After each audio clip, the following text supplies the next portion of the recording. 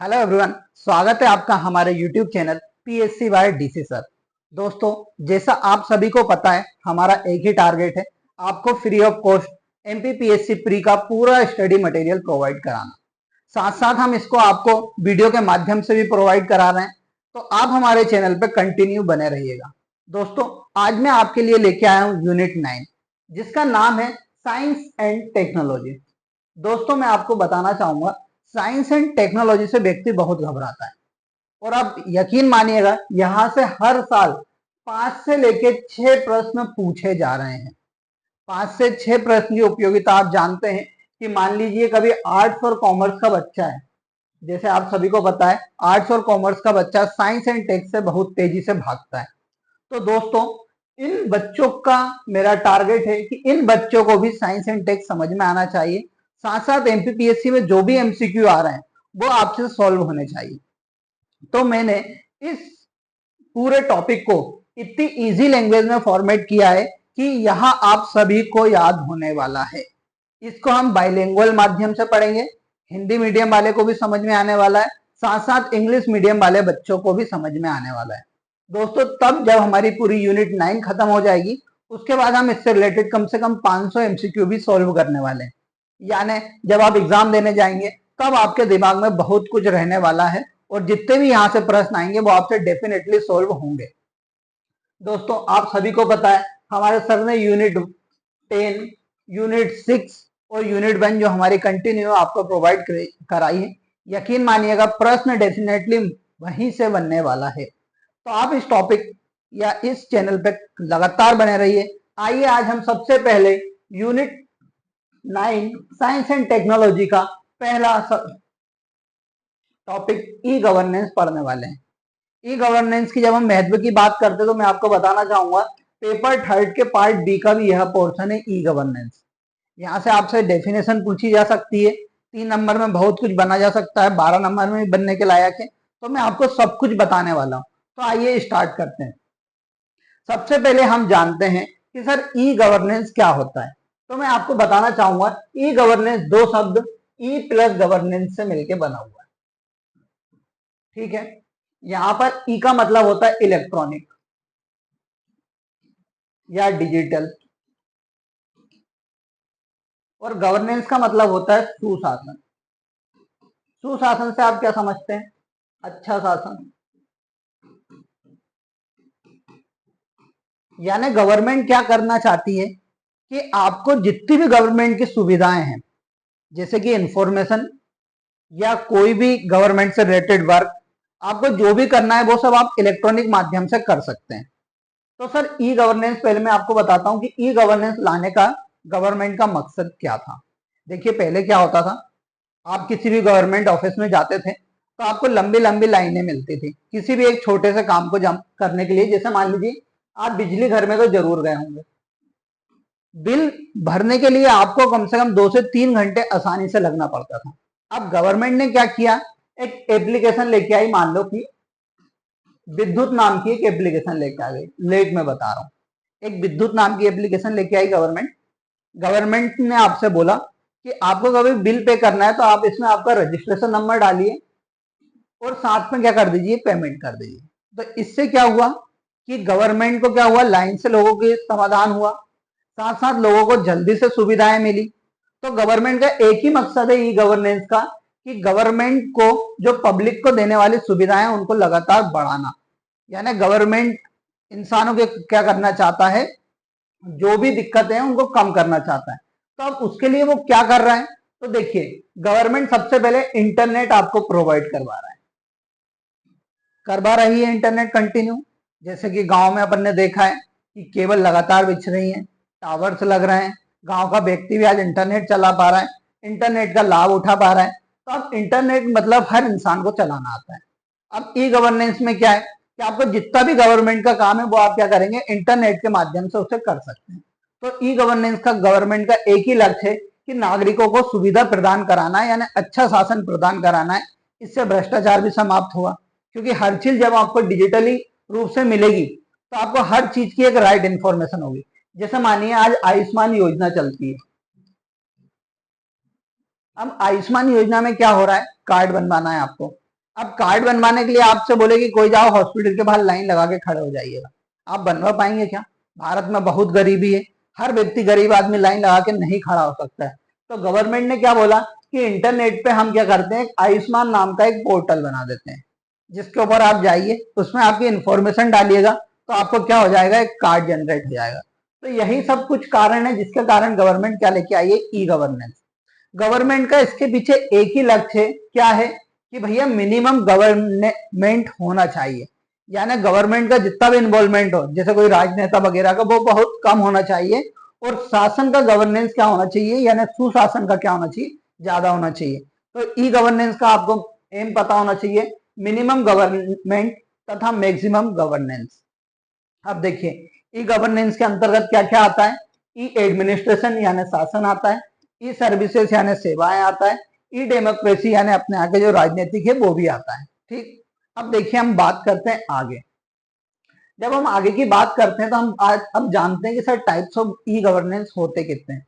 E governance आपको समझ में आ गया, यहाँ से एक प्रश्न बन सकता है, ई गवर्नेंस का फुल फॉर्म बताइए। तो आप क्या बताएंगे, इलेक्ट्रॉनिक गवर्नेंस। अब हम जब टाइप्स ऑफ गवर्नेंस की बात करते हैं तो टाइप में सबसे पहले आता है G2C, यानी गवर्नमेंट टू सिटीजन। दोस्तों आपको इसको इंग्लिश में ही याद रखना पड़ेगा, क्योंकि हिंदी में जाएंगे तो क्या मिलेगा, सरकार से नागरिक।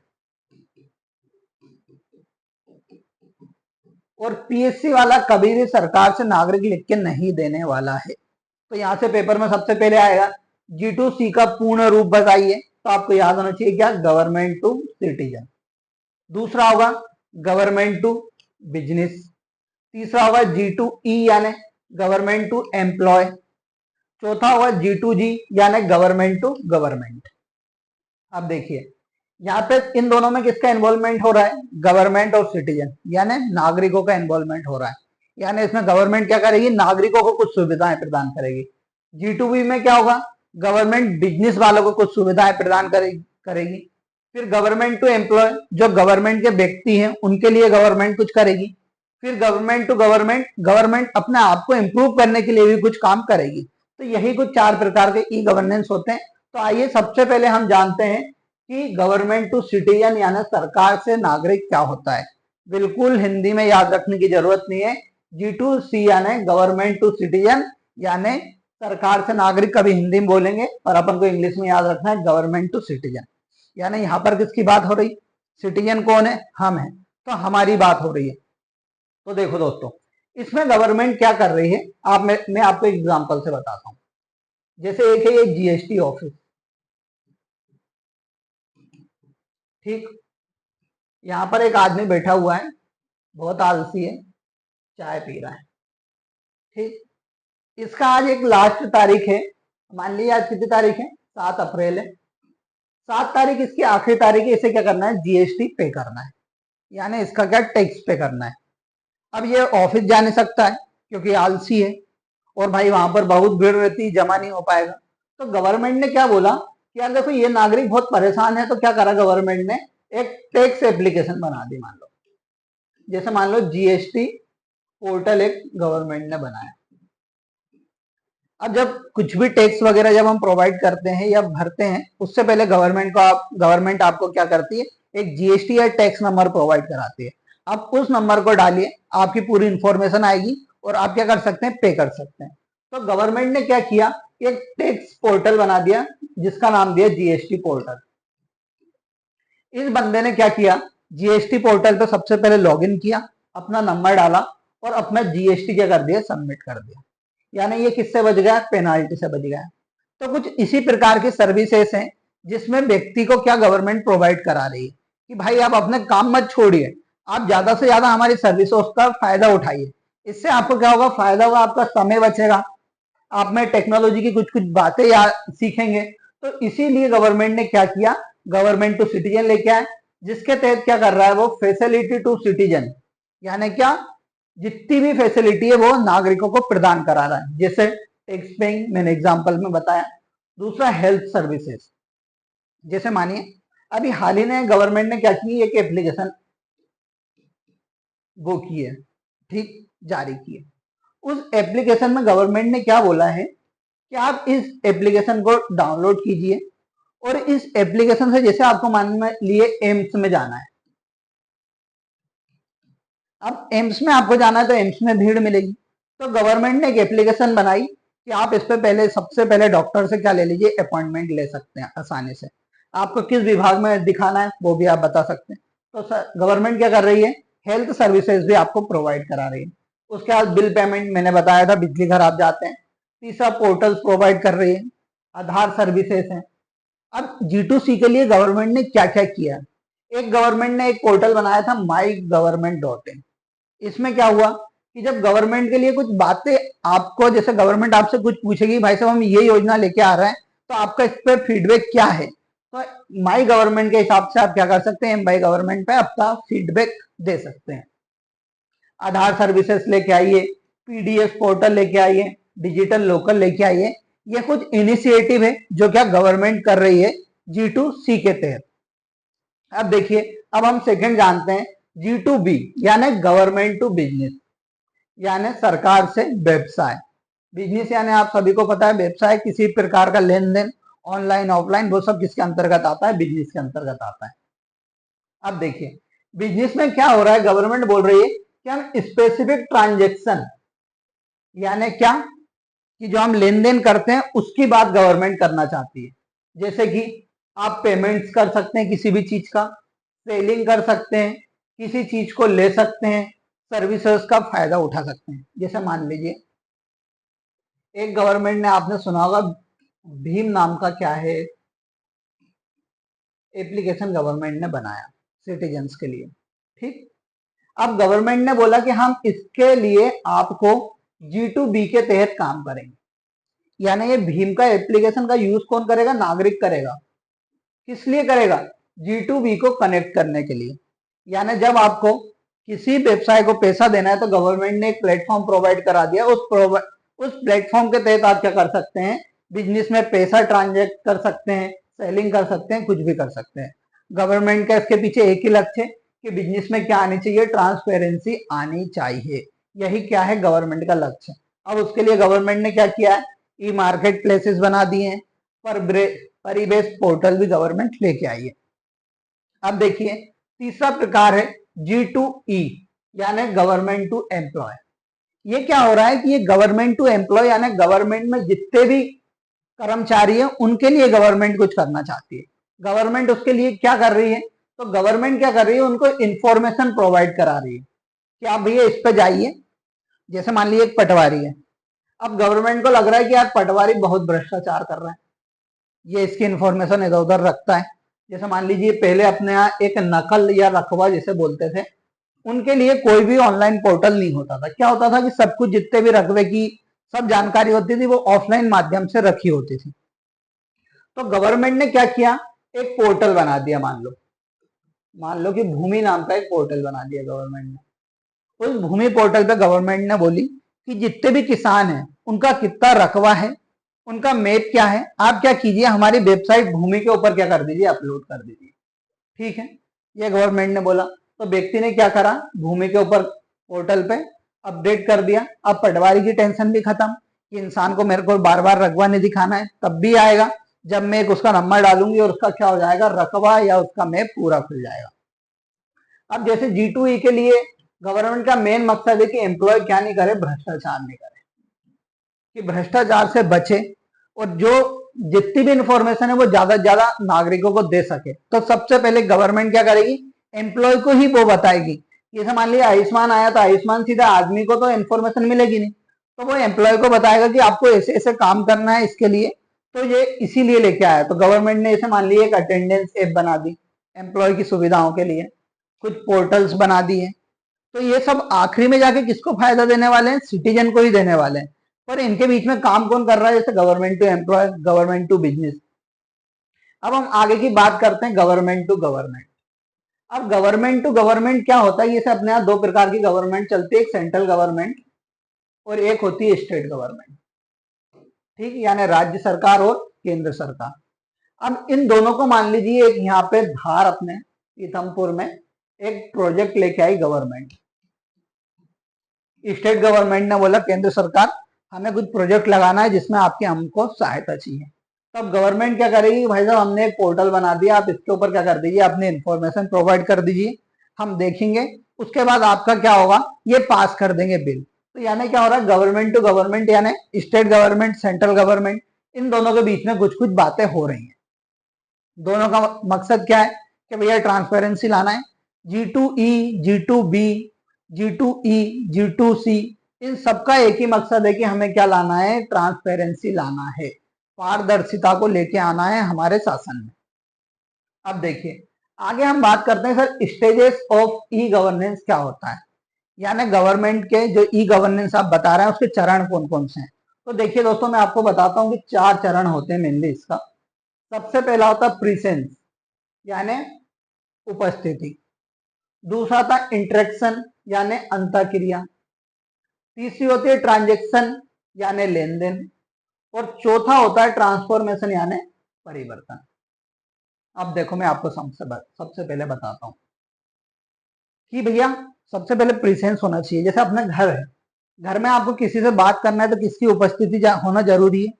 तो उसी लिए क्या होगा कि सर ई गवर्नेंस बढ़ेगा कैसे, तो ई गवर्नेंस के लिए सबसे पहले तो आपके पास कुछ वेबसाइट होनी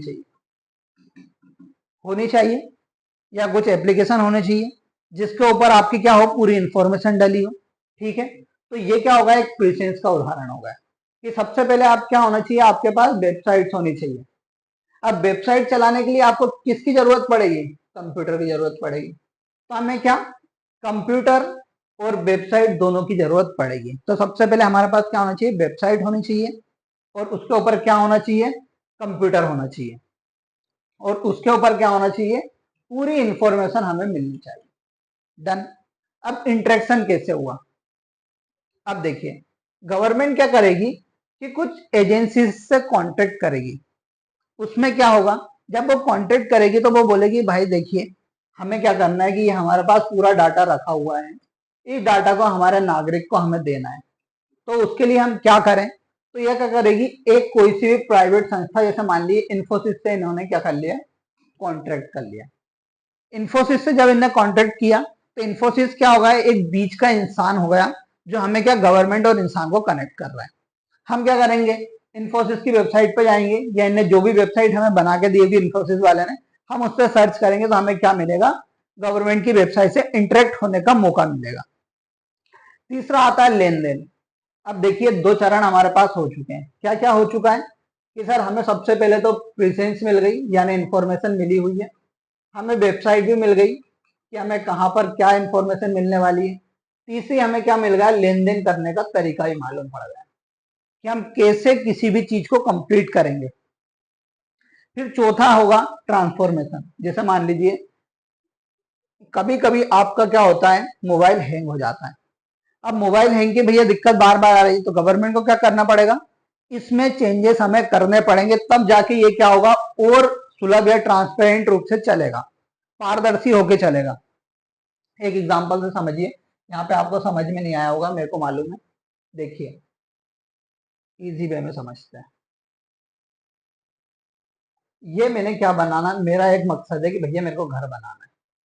ठीक, अब घर बनाने के लिए सबसे पहले मेरे को क्या चाहिए रहेगी, जगह, फिर मेरे को चाहिए रहेगी ईंट, और मेरे को चाहिए रहेगी मान लीजिए रेत। ठीक,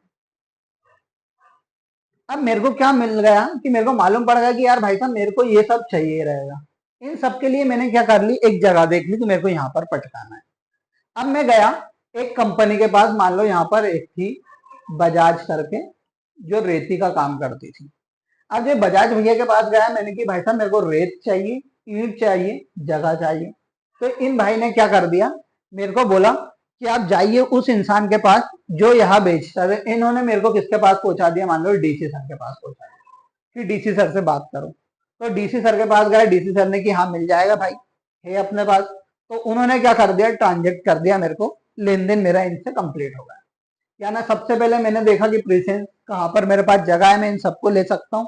फिर मैंने देखा कि यार किसके माध्यम से मैं ये सब ले सकता हूँ, तो मैंने एक कंपनी वाले को देखा, उसका नाम था बजाज।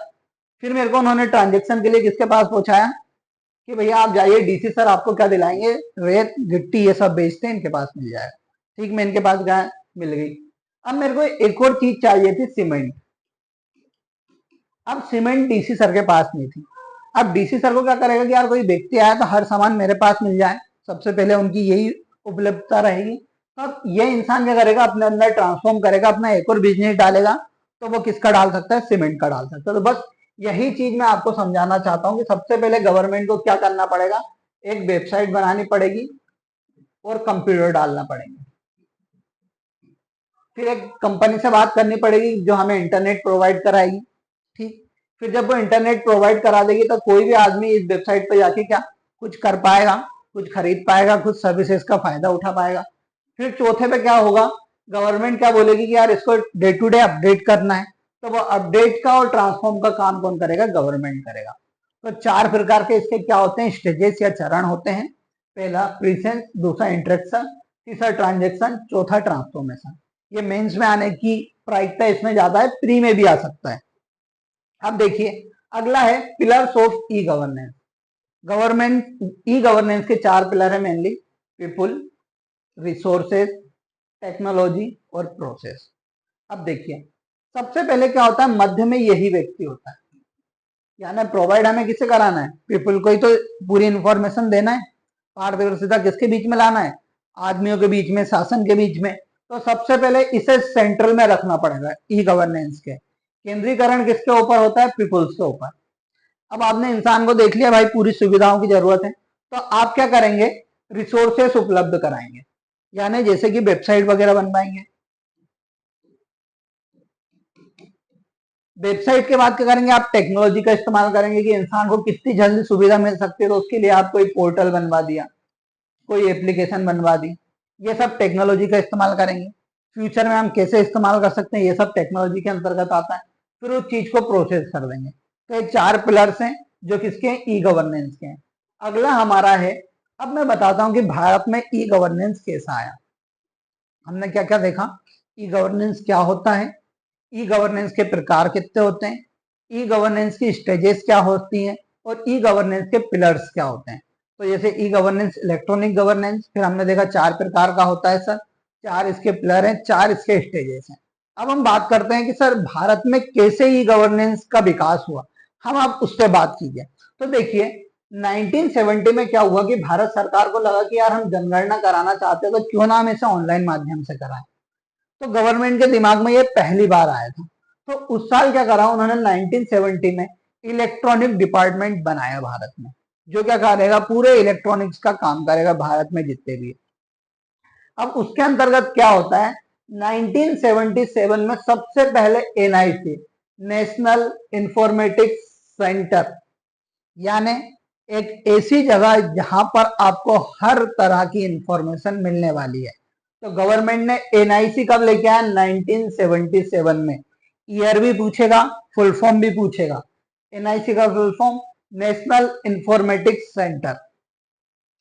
फिर 1987 में गवर्नमेंट क्या करती है, एक है सेशन गिरी, डॉक्टर एन सेशन गिरी। ये एक क्या करते हैं, नेट निक नेट का क्या करते हैं, विकास करते हैं। ठीक है, एक प्रकार का नेटवर्क सिस्टम बनाते हैं। उस नेटवर्क सिस्टम का नाम दिया नेशनल इंफॉर्मेटिक सिस्टम नेटवर्क। ठीक है, अब गवर्नमेंट के बीच में ये क्या करेगा, ये भी क्या कराएगा, इंफॉर्मेशन प्रोवाइड कराएगा। इन्होंने भी एक प्रकार का नेटवर्क बनाया। अब देखो दोस्तों, इस टाइम तक नेट तो आया नहीं था भारत में। तो उसी प्रकार क्या करेगी, उस टाइम हम कुछ सेंटर बनाते थे कि एक ही जगह से हम इन्हें ज्यादा से ज्यादा इंफॉर्मेशन प्रोवाइड कर सकें। तो 1977 में क्या आया था, एनआईसी आया। 1987 में निक नेट आया। इनका फुल फॉर्म पूछेगा, नेशनल इंफॉर्मेटिक सेंटर नेटवर्क। निक नेट का आपको याद रखना है। किसने डेवलप किया था ये नेटवर्क, डॉक्टर एन सेशन गिरी ने किया था। nic.net को क्या बोलते हैं, बैकबोन ऑफ गवर्नमेंट डिपार्टमेंट भी कहा जाता है। अब देखिए आगे बात करते हैं कि नेशनल ई गवर्नेंस प्लान। अब क्या करा, नेट आ गया भारत में 1995 में। अब ई गवर्नेंस को हमें बढ़ावा देना था, यानी पूरी चीज आपको ऑनलाइन माध्यम से लानी थी। राजीव गांधी हर जगह कंप्यूटर लगा चुके थे 1985 में। अब हमें क्या करना था कि पूरी इंफॉर्मेशन हमको इंटरनेट पर रखनी थी। अब जैसे 1995 में भारत में इंटरनेट आता है, तो भारत में इंटरनेट आने के बाद क्या करते हैं, गवर्नमेंट ई गवर्नेंस के लिए काम करना स्टार्ट करती है धीरे धीरे। 2006 में ई गवर्नेंस को बढ़ावा देने के लिए भारत सरकार नेशनल ई गवर्नेंस प्लान लेके आई। दोस्तों देखिए, ये लिखा हुआ है NEGP यानी नेशनल ई गवर्नेंस प्लान। यहां से प्रश्न आएगा कि ये कब आया भारत में, तो आपको याद रखना है 18 मई 2006 के दिन national e governance plan Bharat में लाया गया था। किसके द्वारा? इंडियन गवर्नमेंट के द्वारा।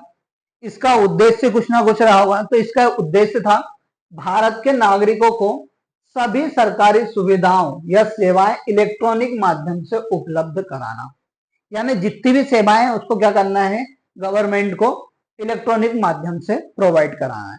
जब 2006 में ये प्रोजेक्ट चालू हुआ तो उस टाइम इसमें कितने थे? 27 MMPs थे। इसका फुल फॉर्म पूछा जा सकता है, आपको याद रखिएगा, मिशन मोड प्रोजेक्ट। ठीक है, 2006 में 27 मिशन मोड प्रोजेक्ट के साथ ये चालू किया।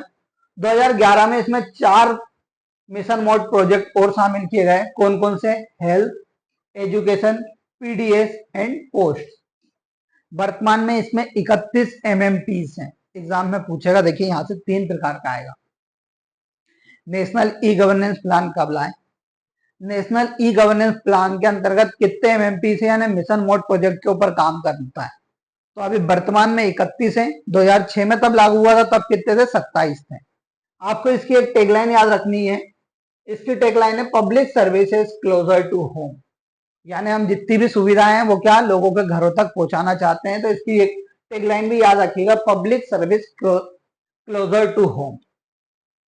अब अगला आता है कि सर कंपोनेंट्स ऑफ NEGP यानी नेशनल ई गवर्नेंस प्लान के हमें कंपोनेंट्स भी होंगे। जब इतनी बड़ी चीज है पूरे भारत में तो उन्होंने किसी माध्यम से तो ये प्रोवाइड करा रहे होंगे। तो इन्होंने सबसे पहले HDCS चालू किया, यानी स्टेट डाटा सेंटर। हर राज्यों में एक सेंटर बना दिया। यहाँ पर क्या होगा, हर व्यक्ति का डाटा, हर योजनाओं का डाटा, हर चीज का डाटा आपको मिलेगा। फिर इन्होंने क्या करा, स्टेट वाइड एरिया नेटवर्क लेके आए, स्वान जिसे बोला, यानी सबको इंटरनेट से कनेक्ट करने के लिए ये स्वान लेके आए। फिर उन्होंने एक कॉमन सर्विस सेंटर चालू करे, CSC जिसे बोलते हैं। फिर इन्होंने national e governance service delivery gateway बनाया। ऐसा ही state e governance service delivery gateway बनाया। फिर मोबाइल ई गवर्नेंस सर्विसेज भी लेके आए। तो देखिए आपको बस इतना याद रखना है कि कंपोनेंट्स ऑफ NEGP कितने हैं? 6 हैं। कौन कौन से? एक है HDC यानी स्टेट डाटा सेंटर। यहाँ पे क्या होगा, डाटा पूरा होगा, हर स्टेट में एक रहेगा। एक होगा स्वान जो पूरे इंटरनेट को कनेक्ट करने के लिए काम करेगा। फिर कॉमन सर्विस सेंटर होगा, जैसे आज अपन ने देखा बैंक के लिए कॉमन सर्विस सेंटर हमें हर जगह देखने को मिलते हैं। वो आदमी क्या कर रहा है, बैंक ऑफ बड़ौदा का काम भी कर रहा है, SBI का काम भी कर रहा है और अदर बैंक्स का भी वो काम कर रहा है। तो यही होते हैं कॉमन सर्विस सेंटर।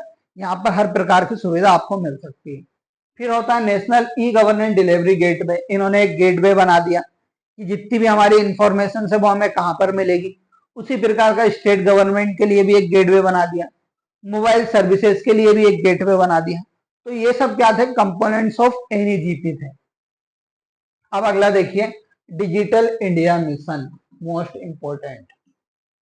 NEGP 2006 में चालू हुआ, वर्तमान में 31 उसके मिशन मोड प्रोजेक्ट हैं, आपको याद रखना है। देखिए डिजिटल इंडिया 1 जुलाई 2015 को गवर्नमेंट ने चालू किया। किसने? Ministry of electronics and information technology द्वारा।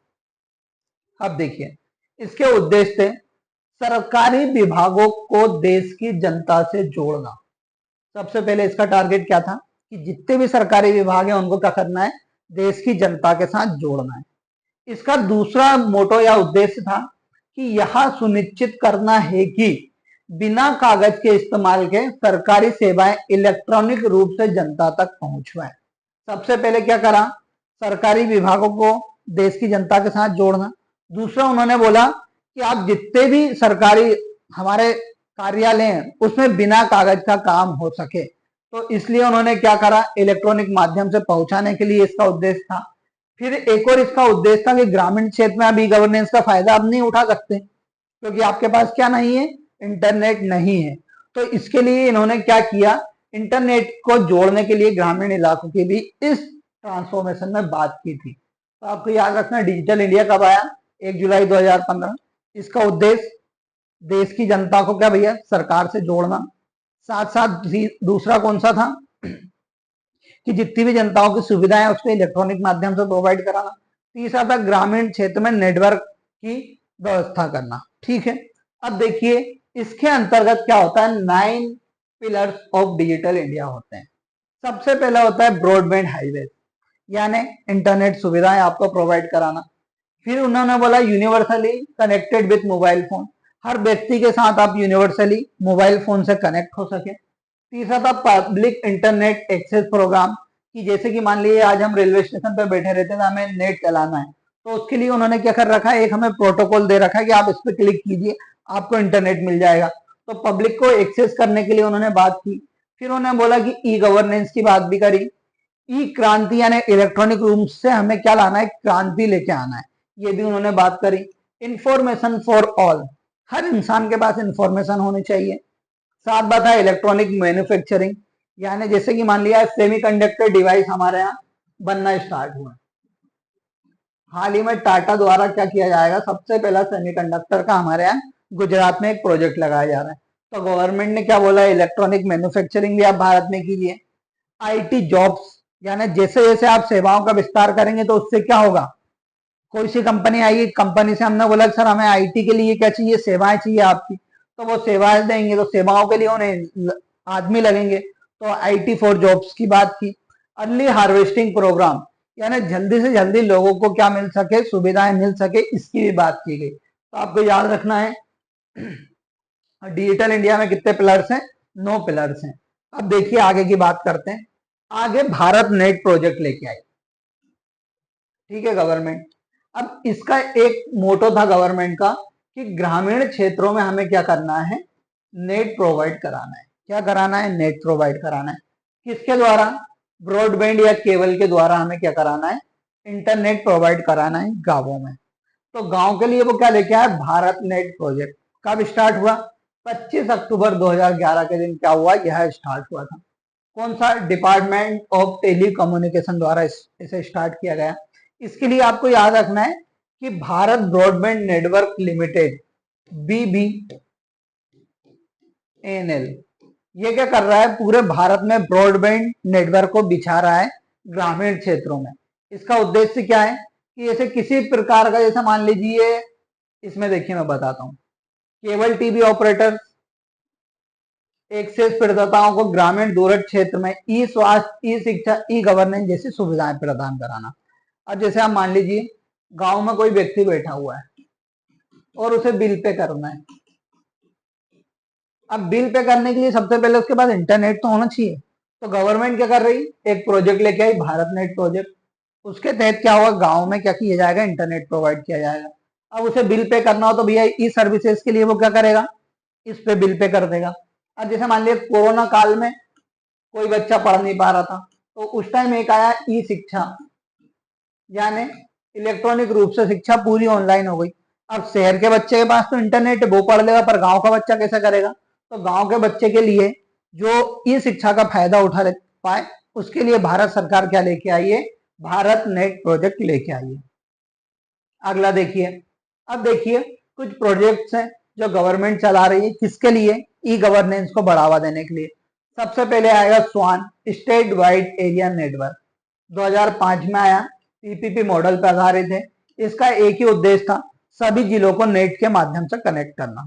ठीक है, आपको स्वान का फुल फॉर्म याद रखना है, स्टेट वाइड एरिया नेटवर्क। फिर गवर्नमेंट लेके आई CSC, कॉमन सर्विस सेंटर। कब लेके आई, 2009 में। मैंने बताया था नेशनल ई गवर्नेंस प्लान का भी ये क्या है, भाग है, कॉमन सर्विस सेंटर, यानी इंसान की जितनी भी समस्या है वो एक ही केंद्र पे आप समाप्त कर दीजिए।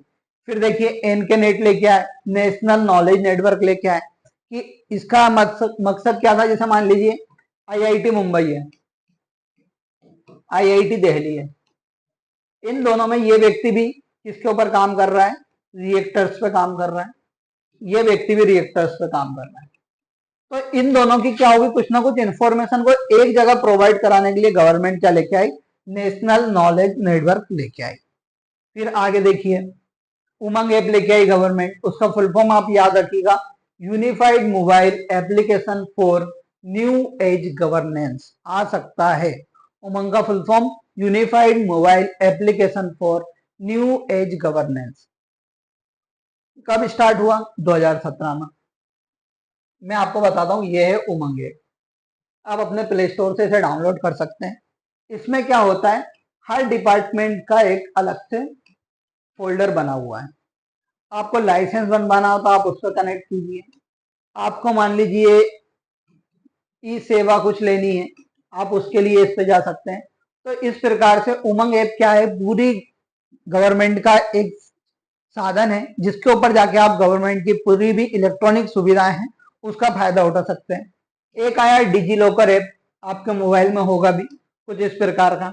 इसके ऊपर क्या कर सकते हैं, आप अपने जितने भी डॉक्यूमेंट है उसे इलेक्ट्रॉनिक रूप से क्या कर सकते हैं, अपलोड कर सकते हैं। तो आप पुलिस पकड़ते हैं तो पुलिस को अपना लाइसेंस उससे बता सकते हैं, आधार कार्ड उस पर बता सकते हैं। हर चीज किस पे उपलब्ध होगी, डिजी लॉकर पे उपलब्ध होगी। गवर्नमेंट आधार कार्ड लेके आई, आपको मालूम है माई गवर्नमेंट डॉट इन, मैंने बताया जुलाई 2014 में स्टार्ट हुआ। क्या कि आपसे फीडबैक लेगी किसी भी योजना को चालू करने के लिए, तो फीडबैक देने के लिए माई गवर्नमेंट डॉट इन है। ई ऑफिस चालू कर लिए गवर्नमेंट ने, ई कोर्ट्स कर दिया कि पूरी जितनी भी सुनवाई होगी वो ई इलेक्ट्रॉनिक माध्यम से होगी। ई डिस्ट्रिक्ट कर दिया कि जितनी भी डिस्ट्रिक्ट की इंफॉर्मेशन होगी वो किस पे होगी, ई डिस्ट्रिक्ट पोर्टल पे हमें देखने को मिलेगी। अब कुछ पोर्टल के मैं नाम बता देता हूँ जो आपके पेपर में पूछे जा सकते हैं। एक है पेंसिल पोर्टल, जो लेबर मिनिस्ट्री का पोर्टल है। इसका एक ही मकसद है कि बाल जो बच्चे हैं यानी छोटे छोटे बच्चे हैं उसको क्या करना है, जो भी अपन क्या बोलते हैं 14 साल से बच्चों को सेवाओं पे ले लेते हैं, तो उसी को रोकना इनका मकसद है। तो इसका फुल फॉर्म याद रखिएगा, platform for effective enforcement for no children labour.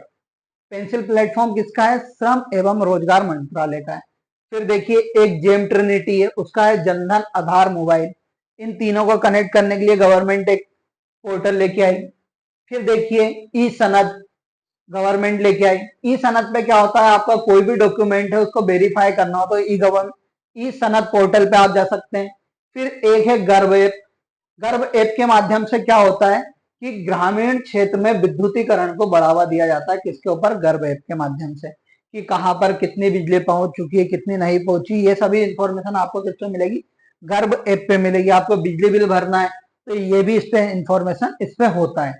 फिर आगे देखिए, आगे है ई सरस ऐप की, जो देखिए अपने गांव में आज अपन देख रहे हैं कि कोई औरत अपने बांस के टोकरे बनाती, उसको बेचने के लिए गवर्नमेंट क्या लेके आ गई, एक ई सरस नामक ऐप लेके आ गई। रूरल मिनिस्ट्री लेके आई है, ग्रामीण मंत्रालय।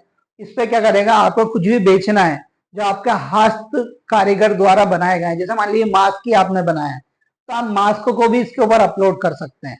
तो इस पे क्या होगा, व्यक्ति इसको डाउनलोड करेगा और इससे क्या कर सकता है, परचेज कर सकता है। जैसे एक मान लीजिए फ्लिपकार्ट है, फ्लिपकार्ट जैसा ही ई सरस है, उस पे प्राइवेट कंपनी के इसके ऊपर अपना व्यक्ति यानी ग्रामीण क्षेत्र में व्यक्ति क्या करना, भारत सरकार क्या करना चाहती है, आपका मनी इंक्रीमेंट या आपकी सैलरी को इंक्रीज करना चाहती है, आपका पैसा बढ़ाना चाहती है। फिर देखिए मेघदूत एआई क्लाउड भी लेके आई भारत सरकार। फिर देखिए आगे अपन बात करते हैं, किसान सारथी एप्लीकेशन लेके आई, जिसके ऊपर किसान की हर प्रकार की इंफॉर्मेशन आपको मिलेगी। आपको किसी फसल के बारे में इंफॉर्मेशन लेनी है वो मिल जाएगी, आपको किस भाषा में लेनी है वो भी प्रोवाइड हो जाएगी। यानी हर प्रकार की इंफॉर्मेशन आपको किसान सारथी एप्लीकेशन पे मिल जाएगी। फिर देखिए पोषण ट्रैकर यूनिवर्स भारत सरकार लेके आई, कि इसे बच्चे और माताओं के बीच, जैसे मान लीजिए कोई माता प्रेग्नेंट है, अब उसको ट्रैक करना है कि ये अपना ध्यान रख रही है कि नहीं रख रही है अच्छे से, क्योंकि उसका प्रभाव आने वाले बच्चे पे नहीं पड़ना चाहिए।